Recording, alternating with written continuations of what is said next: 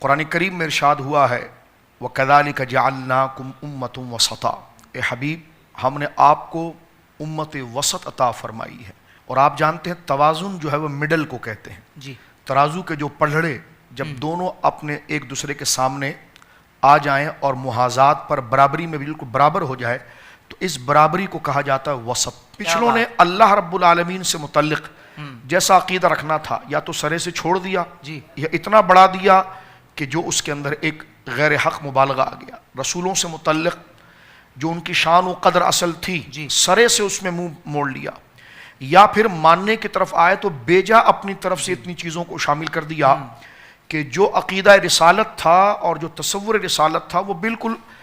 نظروں سے اوجھل ہو گیا۔ جی، لیکن آپ کی جو امت ہے وہ ایسی ہے کہ رب کریم کی ذات مبارکہ جن شانوں کے مستحق ہے وہ اسی درجے میں اس کو قبول کریں گے۔ تو فرمایا یہ توازن جو ہے یہ آپ کی امت کا ہے۔ تو جس طرح تمام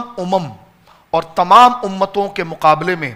امت مصطفیٰ صلی اللہ علیہ وسلم ایک امت متوازن بنی ہے، اسی طرح حضور کی امت میں دیگر کئی لوگ جو دین کی باتیں کریں ان تمام کے مقابلے میں اگر حضور کی شریعت اور حضور کی دی ہوئی نظام اور دین کا اگر کوئی متوازن ترجمان ہے تو وہ اہل سنت و جماعت۔ سبحان اللہ، سبحان اللہ۔ اہل سنت وہ ہیں جو دامن مصطفیٰ سے اور بالخصوص وہ ہستیاں جن سے پورا دین نقل ہوا ہے، جی، یعنی ہم تک پہنچا ہے، ان سے متعلق وہ تفریق نہیں کرتے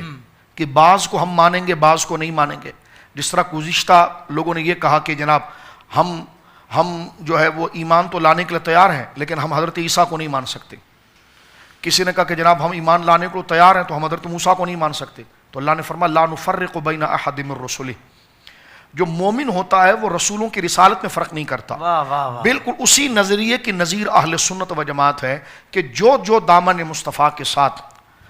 جڑ گیا حالت ایمان میں اور حضور کا محبوب ہو گیا، جی، چاہے وہ حضور کے خاندان کے افراد تھے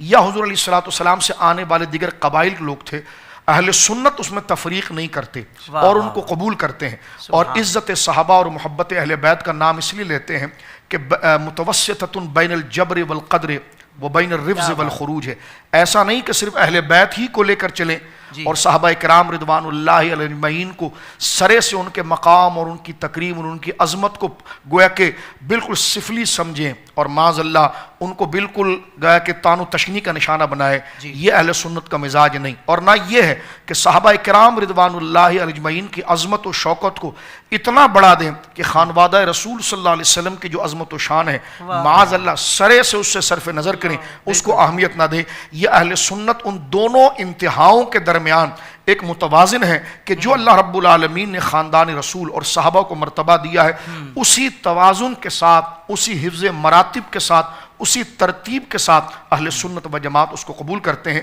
اور ایک نعرہ جو آپ نے لکھا بہت پیارا ہے کہ عزت صحابہ محبت اہل بیت، ہم ہر اس شخص کے غلام ہیں جس سے مصطفیٰ راضی تھے، جو حضور پر ایمان لے کر آئے، وہ چاہے سیدہ زہرا پاک ہوں، سیدہ عائشہ پاک ہوں، سرکار کے ازواج مطہرات ہوں، سرکار کی بنات ہوں، یا حضرت ابوبکر صدیق ہوں، یا حضرت عمر ہوں، یا حضرت عثمان ہوں، اور جملہ صحابہ کرام رضوان اللہ علیہ اجمعین ہوں۔ تو یہ نکھار کیونکہ قرآن اس کا پابند کرتا ہے تو یہی نکھار اہل سنت و جماعت کی پہچان ہے۔ جو آپ کا سوال تھا کہ اہل سنت کی پہچان کیا ہے،